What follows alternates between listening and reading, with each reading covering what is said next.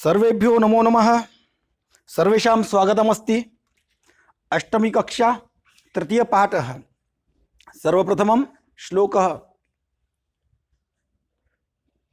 काकचेष्टाबकोध्यानं श्वाननिद्रा तथैव च अल्पाहारी गृहत्यागी विद्यार्थी पंचलक्षणम।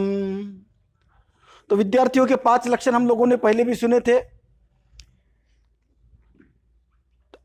हमारा जो आज का पाठ है वह है अस्माकं पर्यावरणम। अस्माकं यह सर्वनाम अस्मत् शब्द की षष्ठी विभक्ति बहुवचन है, यानी हम लोगों का। पर्यावरणम, पर्यावरण जिसे नेचर कहते हैं हम लोग, एनवायरनमेंट कहते हैं। पर्यावरणम, यह आप लोगों ने देखा है कि परि प्लस आवरणम, यन संधि। तो परि प्लस आवरणम, आवरण का मतलब होता है कवर। तो जो हमारे आजू बाजू में जो है आवरण है, कवर है, जिस जो हमारे पूरे बाजू में रहता है, हम जिससे surrounded by which things, that is आवरण।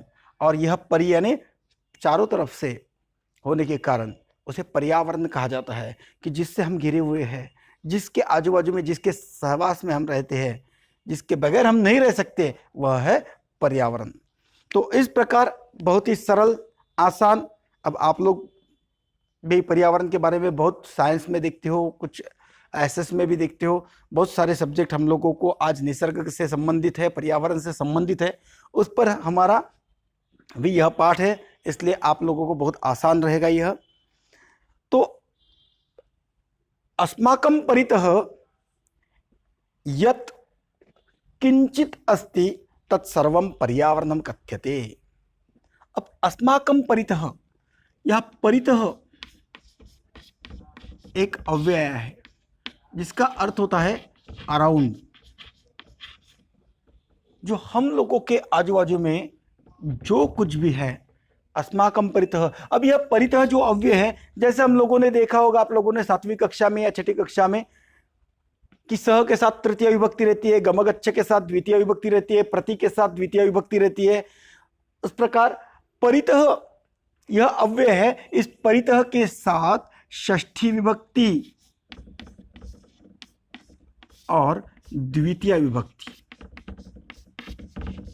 षष्ठी और द्वितीय, इन 2 विभक्तियों की अपेक्षा रहती है परितः इस अव्यय को। अस्माकं परितः, अराउंड अस, हम लोगों के अराउंड, सबोताल, हम लोगों के आजू बाजू में। यत् किंचित अस्ति,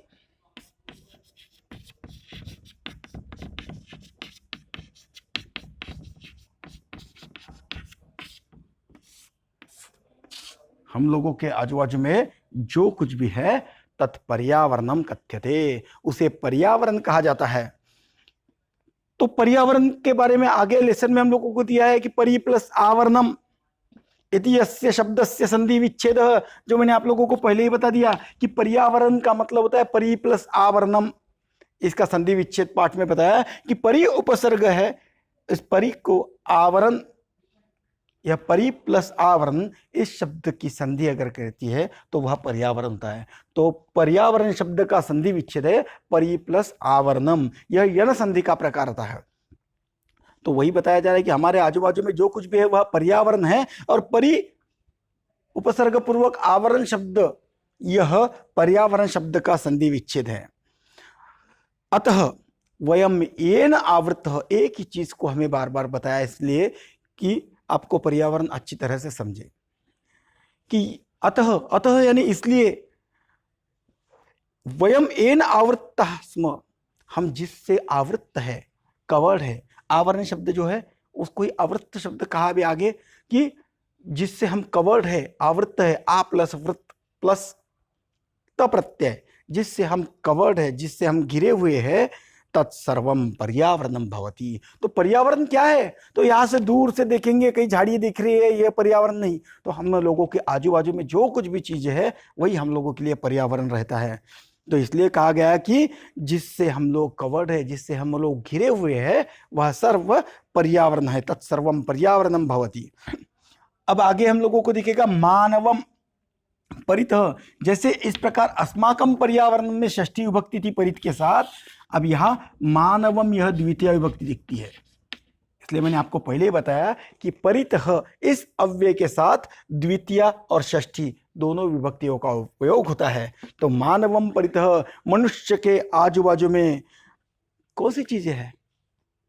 हमने पंचमहाभूत सुना है, पृथ्वी, आप, तेज, वायु, आकाश।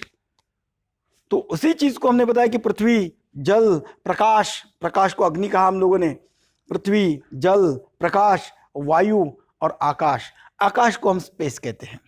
आकाश की हमारी जो संकल्पना है, अगर हम लोगों को बचपन में किसी ने पूछा होगा कि बताओ स्काई कहाँ है, आकाश कहाँ है, तो हमने ऊपर उंगली दिखा के कहा है कि आकाश, वो रहा आकाश, बहुत ऊपर है।